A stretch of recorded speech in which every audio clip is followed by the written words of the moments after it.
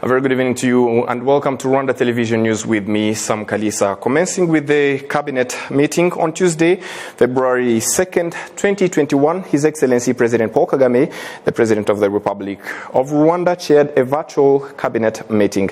The Cabinet approved resolutions on the previous meeting held on January 18th, 2021.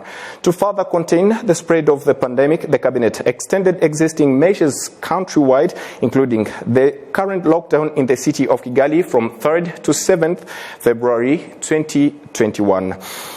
Beginning 8th to 22nd February 2021, the following changes will take effect. Specific measures in the city of Kigali. Movements are prohibited between 7 and 4 a.m., between 7 p.m. and 4 a.m.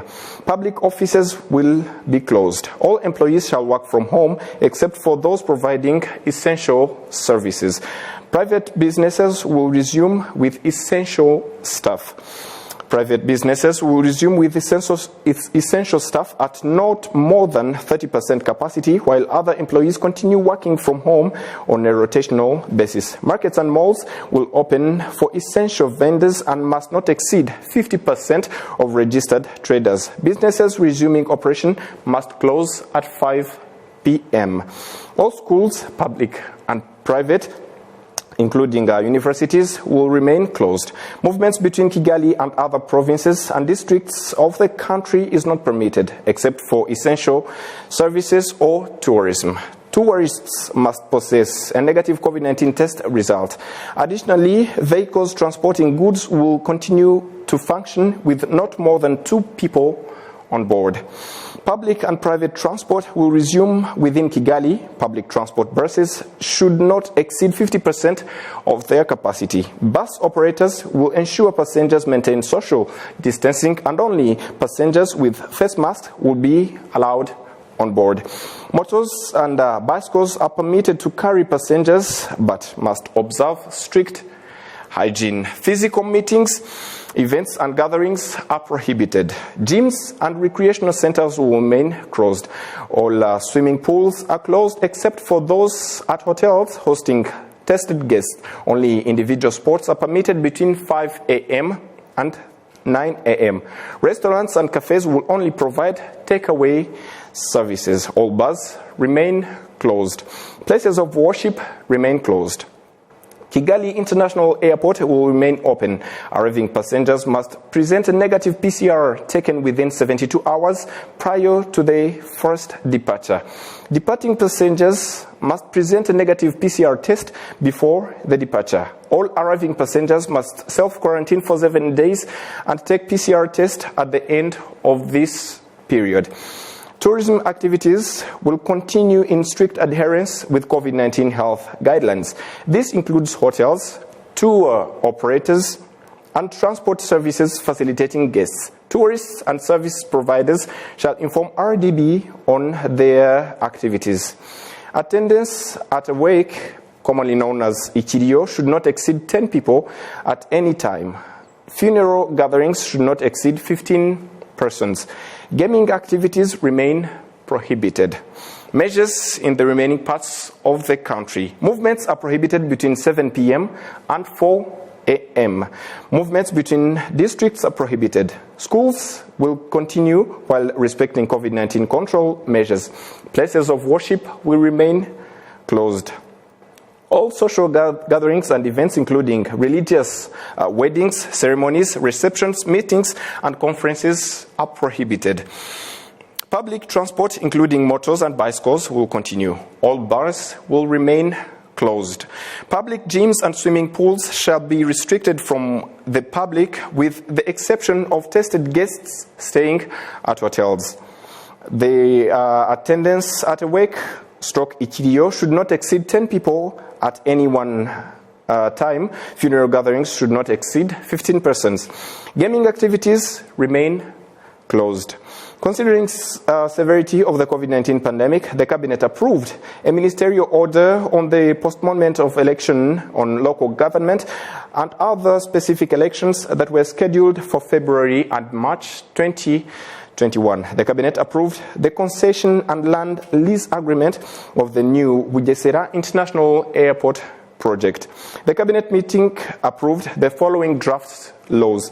Draft law providing the ratification of the loan agreement between the government of Rwanda and Export-Import Bank of Korea for electricity transmission grid expansion project signed in Kigali, Rwanda on December 9th, 2020.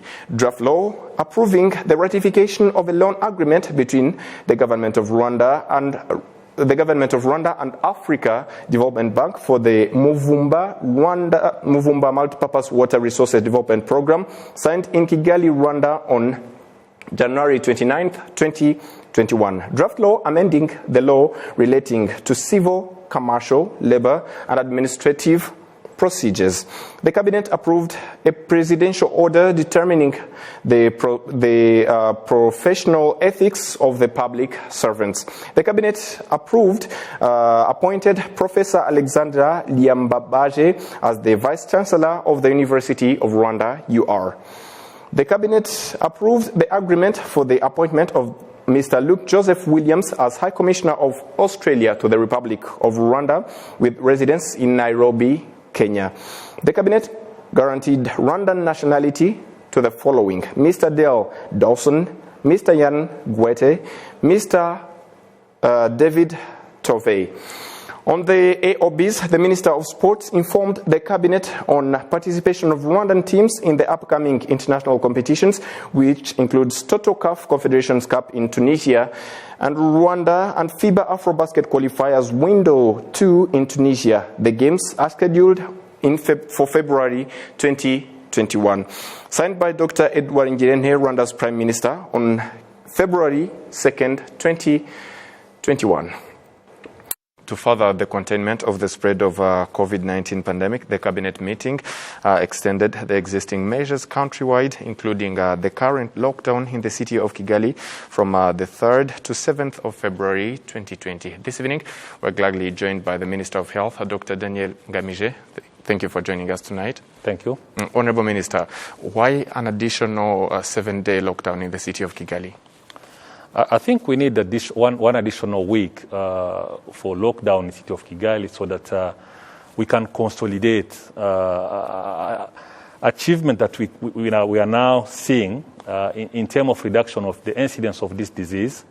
I think for the first time, for more than 5 weeks, Kigali reported few cases compared to four provinces that are in the rest of the country. So for the first time, in Kigali, we have less cases compared to the other provinces, right, which would not be the case in the past. Right. Second, for the last 3 days, we reported few cases that are new cases admitted in our treatment centers compared to cases we discharged. Means we are discharging more than we are receiving new cases, which is a good indication that this lockdown works. So, but we need to strengthen those achievements with an additional week so that we can expect the maximum of what you expect in terms of the impact of lockdown. The past 15 days, of course, of lockdown, we can say, has been influential in reducing the cases, which, of course, included testing people in the particular villages and cells. What's the overview of the past 15-day lockdown in the city of Kigali? We noted that through survey that we conducted in the city of Kigali, we came to realize that we have community transmission. Right. We did it trying to see whether there is a particular distribution of cases in some settings in Kigali.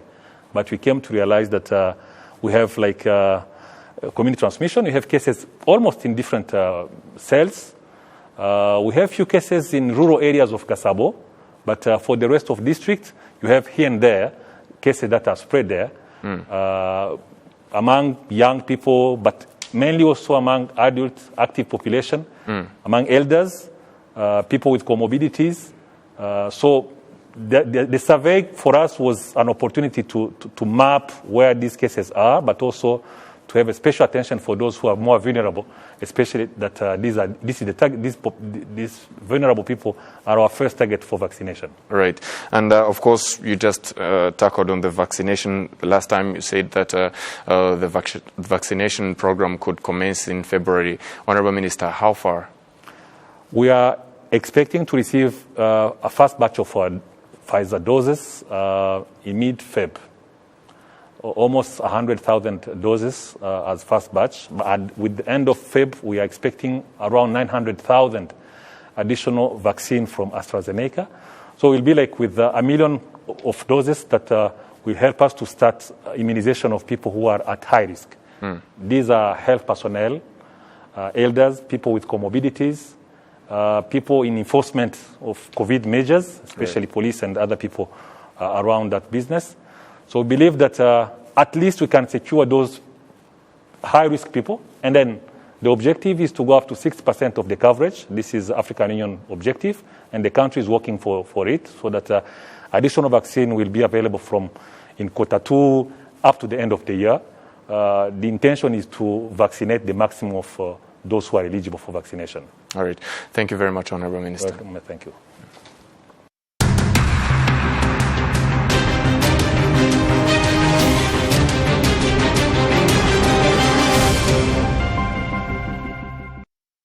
Moving forward, with COVID-19 vaccination in Rwanda expected to begin before the end of this month, pandemic experts in the country have urged people to continue making responsible choices, especially now that a long-term solution on the problem is in reach. Serge Node has the details.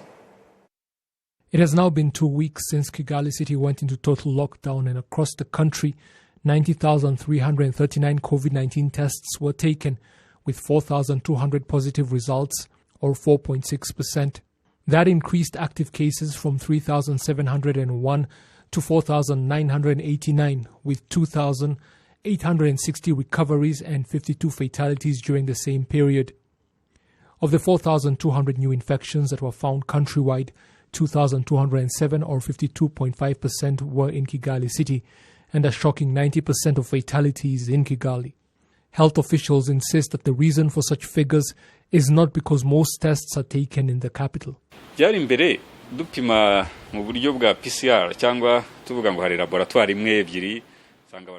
That was before, when we used the PCR method for testing, when there were 1 or 2 labs and the vast majority of tests carried out were close to those vicinities. Now, however, every health center in the country carries out tests. Rapid tests are being taken in all districts and provinces, and the latest figures reflect it, not just in Kigali. People no longer have to wait a long time to get their results either. And at government hospitals and health centers, testing is free. Here in Kigali, private clinics and hospitals usually charge around 10,000 Rwandan francs per test. The fact is, saying that most tests are carried out in Kigali cannot be the reason the city had most infections. If that was the case, then most fatalities would not be here either. Lockdown procedures, however difficult they may be to accept, have proved extremely effective when it comes to fighting the spread of the virus, something pandemic experts say is necessary. I doubt we see just how much these measures are affecting the country's economy the way top officials do. And they obviously are not happy about imposing total lockdowns which force people, the very people working to develop our country through economic growth, to remain at home doing nothing all day and not making a living for themselves as well. But a choice has to be made between putting the lives of people at risk and putting economic growth on hold until the threat has passed. Whatever decisions they make moving forward, it is clear that they as leaders have chosen to value human life over economic gain. Looking at the trend of the pandemic, new infections, critical cases and even fatalities.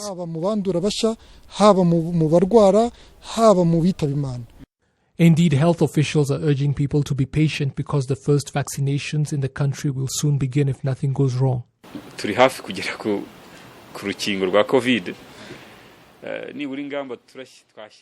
We are close to acquiring COVID vaccines. Now, however painful the restrictions we impose on ourselves as individuals or collectively as a country may be, they are like a bridge to get us safely to the time of those vaccines. Before, it was somewhat difficult dealing with these measures when a solution was not in sight, but not anymore. Today, even though we may still have fatalities, at least those that have not yet gotten sick will soon get vaccinated. Health authorities in Rwanda put the current COVID-19 test positivity rate at 4%, with a recovery rate at 66.4%. The administration of the Rwanda Agriculture Board, RAB, has indicated that Rwanda is now self-sufficient with maize and is going to ensure that it eliminates subsidies from imported seeds and work towards exporting to regional markets. Gloria Mutesi has the details. 8 new varieties of maize seeds have been multiplied in Rwanda since 2016. Farmers are happy with the way these seeds are producing more maize compared to the seeds that were imported. Farmers also believe they are more resistant to pests and weather changes. I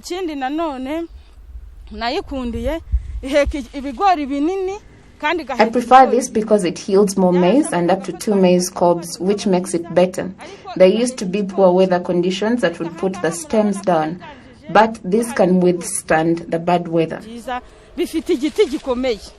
RAB Director General Dr. Karanga Patrick says about 2,000 hectares are being utilized for maize seed multiplication, and they plan to harvest 4,000 tons of maize seeds and send some to the regional markets. In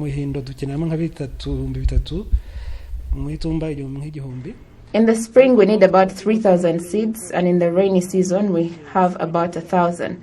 And at a time when we have enough for the country's market, the rest will be exported. So we are mobilizing the farmers who work with us for us to bring the new seeds, knowledge, training and all, but we have to work with these farmers to achieve all that. We urge them to multiply more and export to the other markets, like Kenya had found market here. And we will be earning foreign exchange unlike before, and we believe this is possible.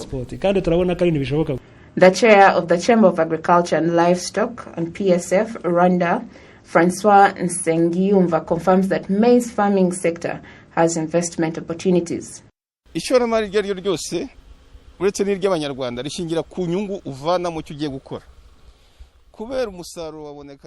All investment is based on your potential return from the venture itself, because the yield per hectare was low, so were the profits. With better performance comes higher yields, higher returns, and of course, without a doubt, more investment. We as companies that process maize want to convince more farmers that it's profitable to grow maize, especially those that have until now avoided it. They say that quality products always sell, and so with bigger profits, more people will be attracted to the sector. More investors will come because they will see the profit potential. These new maize seeds will be cultivated on either high or low elevation depending on the type. Between 5 and 6 billion was spent on importing about 3,000 tons of maize seeds annually. Residents, of course, moving forward, Rwanda Internet Community and Technology Alliance, RICTA, has launched a campaign to help Rwandans, especially traders and service providers, to use internet-enabled technology following a disruption of their businesses due to the COVID-19 pandemic. Gloria Mutesi continues. Many shops across Kigali are closed due to the lockdown in the city. Traders and service providers whose shops are closed say this is a loss, but they've started using online platforms and websites and say that business is starting to look up. This is a good initiative because currently business was not going so well, so this will help us a great deal. I've already started seeing results and I'm able to reach many clients in a short period of time. Clients are able to go onto the internet and see all our services and products. Getting a